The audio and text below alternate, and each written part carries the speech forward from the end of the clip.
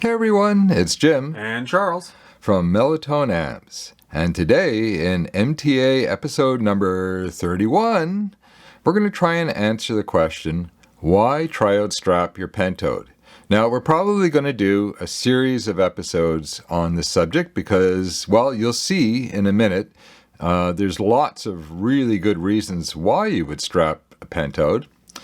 But first, caution everyone, electronics and tube amplifiers can have very high voltages present, which can be lethal. Exercise extreme caution when working around them. Always consult a professional technician when in doubt. Well, triode strapping a tetrode or pentode tube is essentially removing or disabling the extra grids. And we're going to talk about that in a future episode.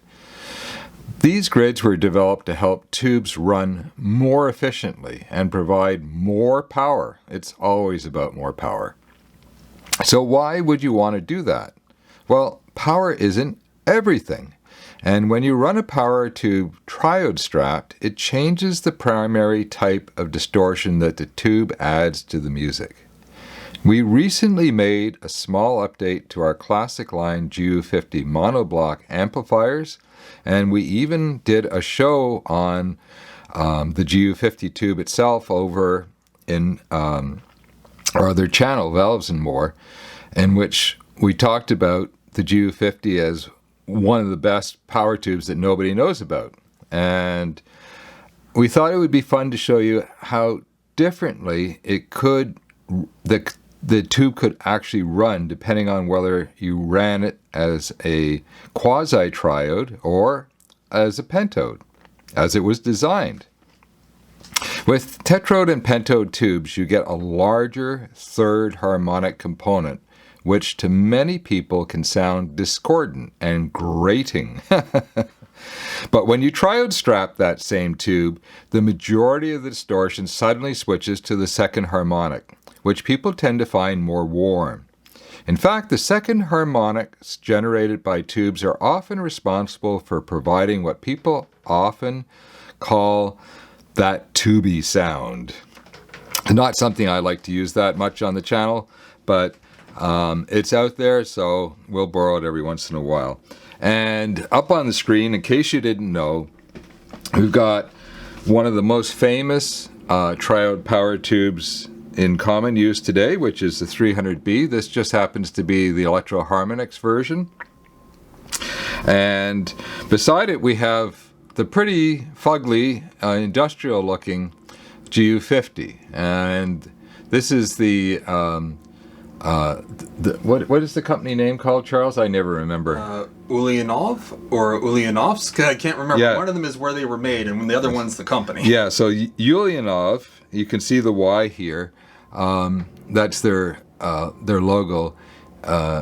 Is the industrial manufacturer in the former Soviet Union, and they had their factory, or they probably still have a factory, because they made all kinds of advanced industrial electronic components. They have the factory in Ulyanovsk. So, and somebody out there is going to jump in and say, you're not pronouncing it right, and we probably aren't. We're doing the best we can. Russian is like the last language I probably ever learned. So, okay. So, Charles, now you've actually done the I've done a little bit of a write-up on the G50, comparing it, operating both as a triode and a pentode. Just a fair warning, we haven't actually run this as a pentode in our amp because we're just not set up for it. But what I've done is compared the load line calculator for it as a triode and a pentode at a similar operating point, and treating it like I'm trying to get the most amount of power out of it, which everybody is really doing. Yeah, and that load line calculator has been fabulous. Yeah, it's fantastic. We'll put the link below on the video if you want to check it out.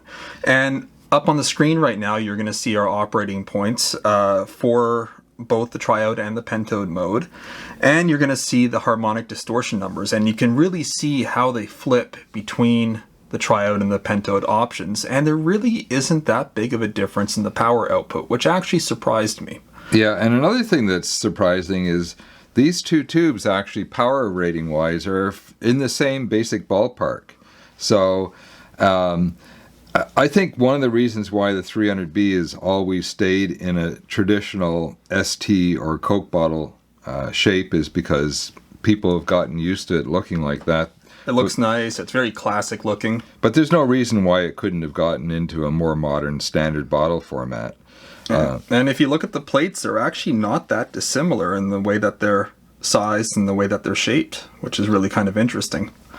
And yeah, so this is one of the reasons why people call the GU50 the poor man's 300B, is that once you triode strap it, other than the directly heated cathode that the 300B has, they're very, very similar in terms of their performance. And this is one of the reasons why we chose the tube.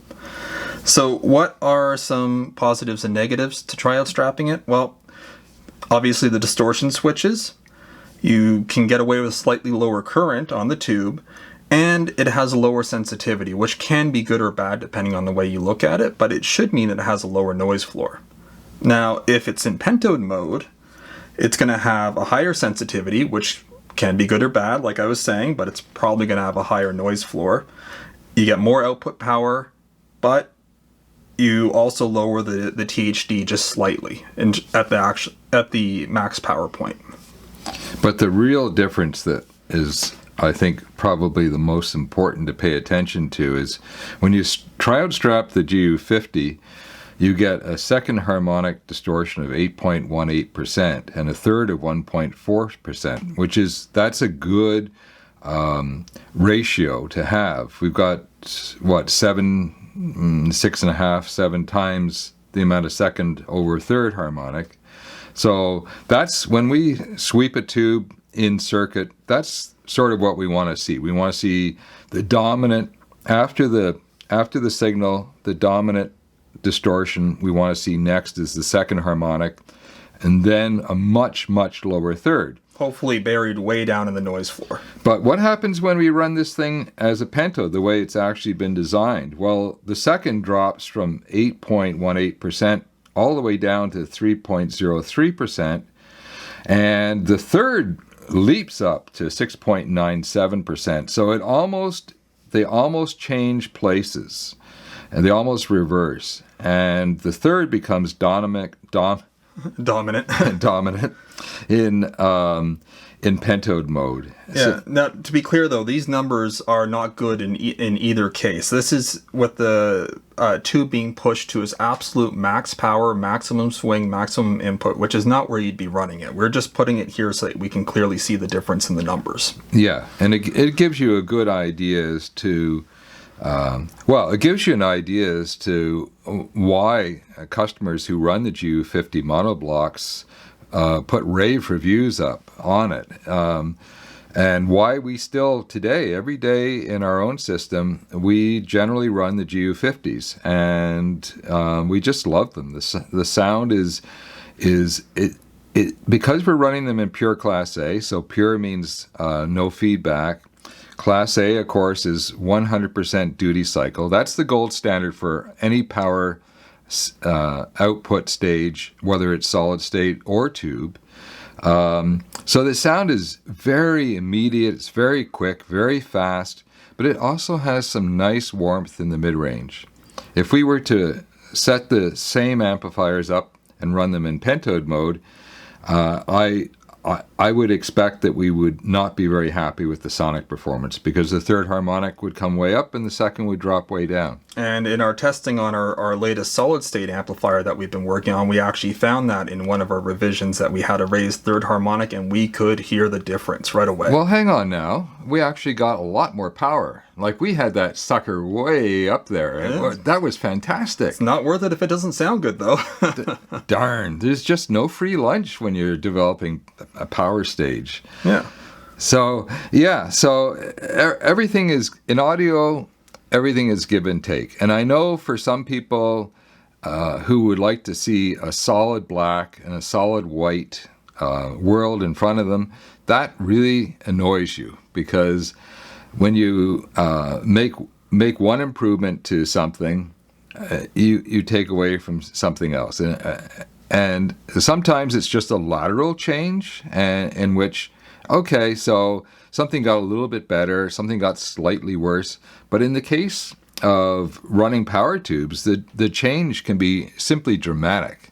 So, And we're firmly on the side of running a simpler circuit and running triode mode whenever possible. It's you can hear it instantly. Yeah. And the power difference, you can run a very good loud system at a surprisingly low wattages, and it's worth looking into. You don't need a 100-watt amplifier for a home system. It just doesn't make sense. Yeah. So in a future episode, I think we're going to actually take a look at the GU50 circuit and how the grids are strapped, because I think it's a novel way that we've done it. And we actually, when we developed the GU50 monoblocks, we strapped the GU50 every way you physically could do. And sometimes we had explosions and a lot of excitement in the lab. Hands off the bench. Yeah.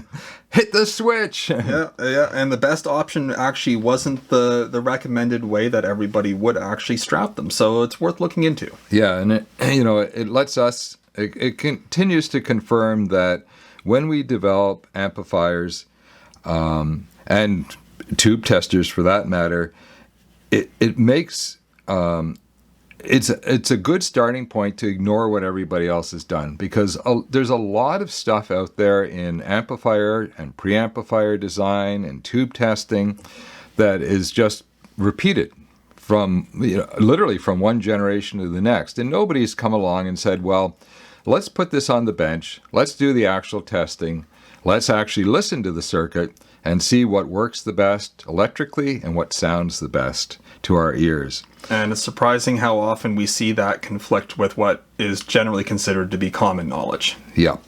And that's why we run these two channels, to share this with you. This is Jim. And Charles. Signing off. Cheers, everyone.